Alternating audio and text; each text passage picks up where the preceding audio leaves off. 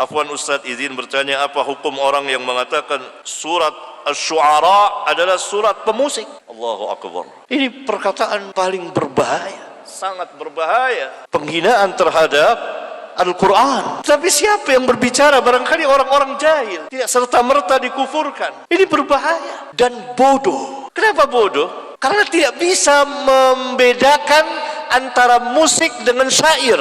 Syair ucapan kata-kata. Musik adalah peralatan, alat-alat musik.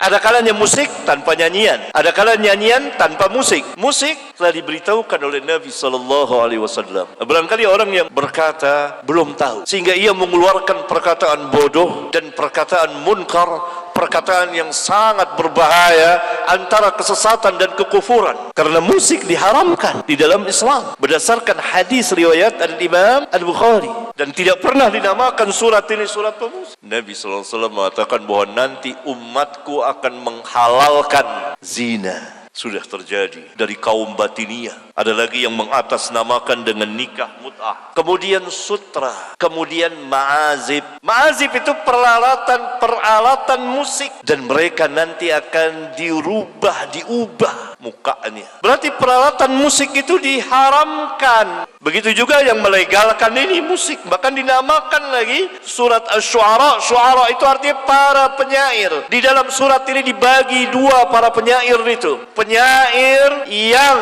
sesat diikuti oleh orang-orang yang sesat, dan para pengikut syaitan.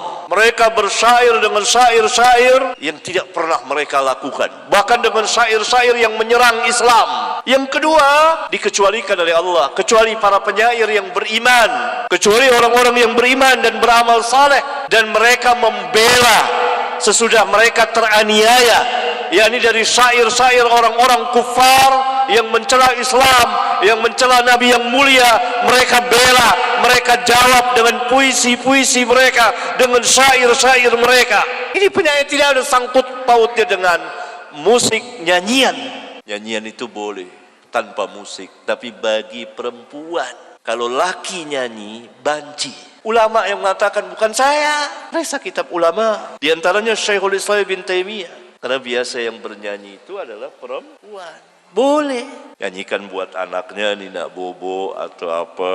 Laki tidak. Laki bersyair sesuai dengan sifatnya, gagah, keren, bersyair, berpuisi, bukan bernyanyi. Adapun alat musik haram berdasarkan hadis tadi, ikhwan, akhwat. Ma'azib.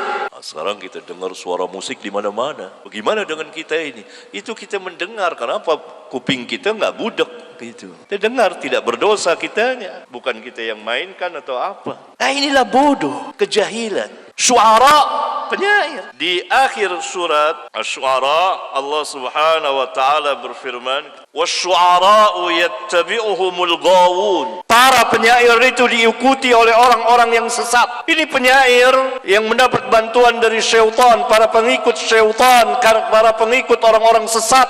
Karena itu mereka diikuti oleh orang-orang sesat. Kenapa dikatakan demikian? Karena syair-syairnya menyerang Allah, menyerang Nabi Muhammad sallallahu alaihi wasallam, menyerang Islam.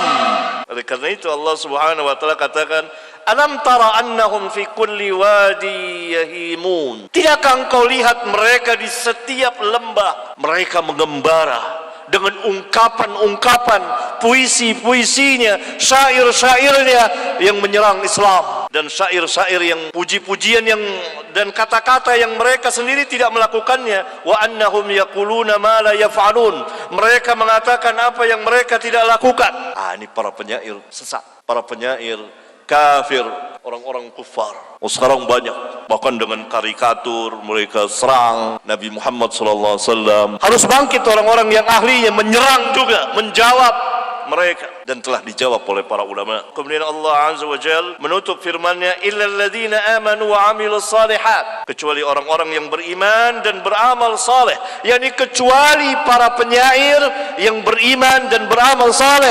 Tidak dikatakan pemusik, ini mendustakan Al-Qur'an. Wa dzakarullaha katsiran, dan mereka banyak sekali mengingat Allah. Wantasaru, dan mereka membela, menjawab syair-syair, puisi-puisi dari orang-orang kufar yang menyerang Islam. min ba'di ma zulimu, sesudah mereka dianiaya, terzalimi dengan serangan-serangan puisi dari orang-orang kufar itu yang menyerang nabi mereka, yang menyerang Allah Subhanahu wa taala, yang menyerang Islam, dijawab oleh mereka dengan puisi, dengan syair, dengan tulisan, dengan lisan.